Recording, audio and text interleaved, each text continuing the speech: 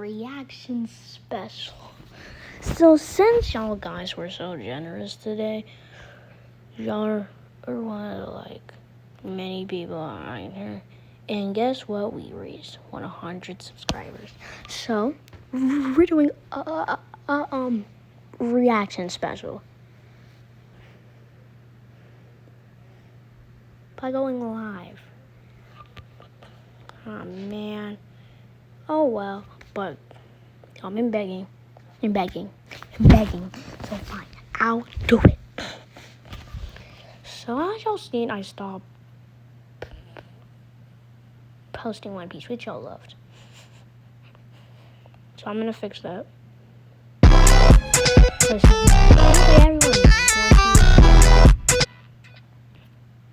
And y'all really want it back. And I'm posting it, y'all must have watched this.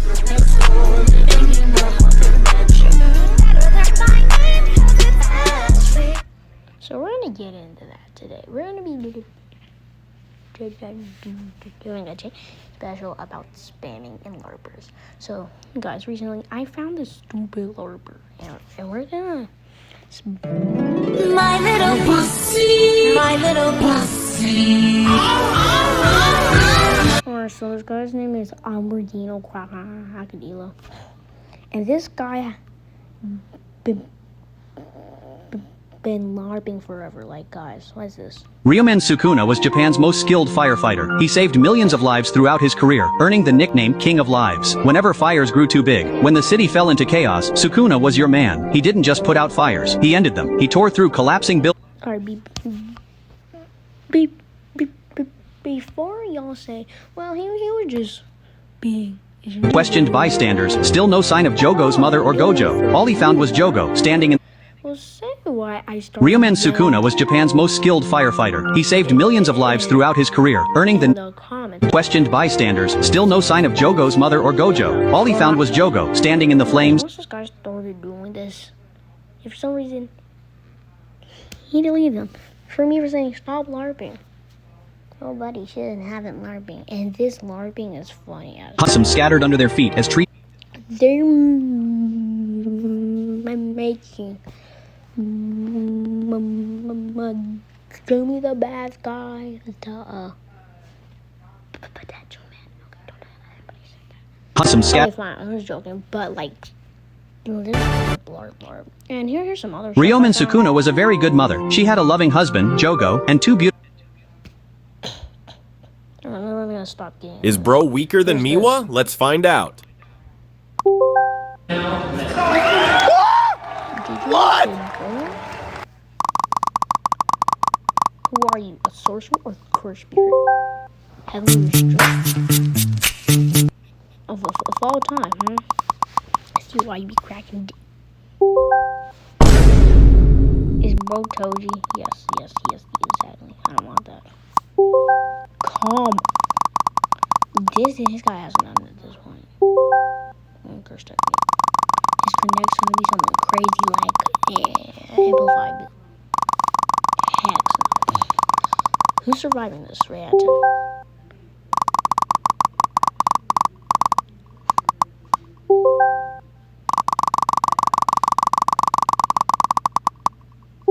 He's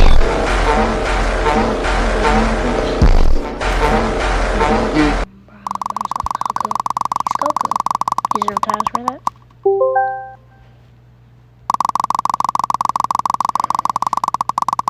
Speed. Okay. This guy's gonna be Toji level. Except for Hollow Purple, just cooks him. IQ, he's gonna be super smart or something. Oh no.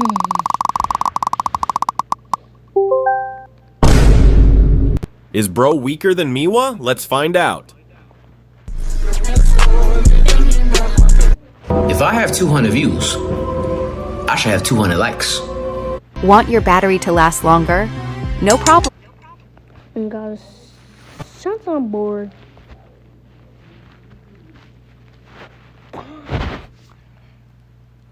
we're gonna be watching something funny.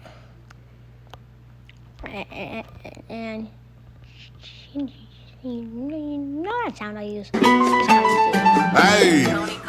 Safe to say I'm the biggest, the largest. Been scraping up since my mama.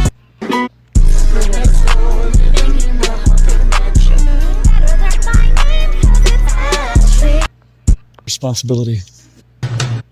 Not that guy. If you want to know his name, here you go. OD Jara. He's pretty good for YouTube.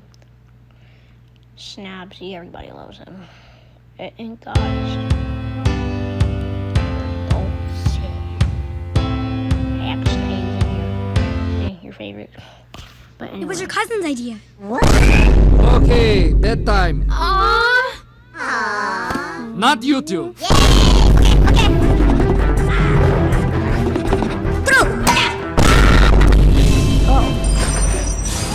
San Francisco.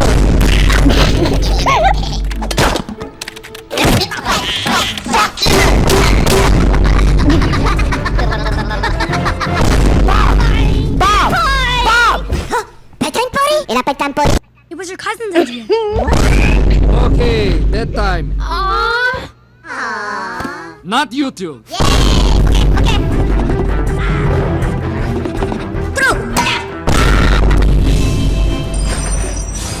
San Francisco.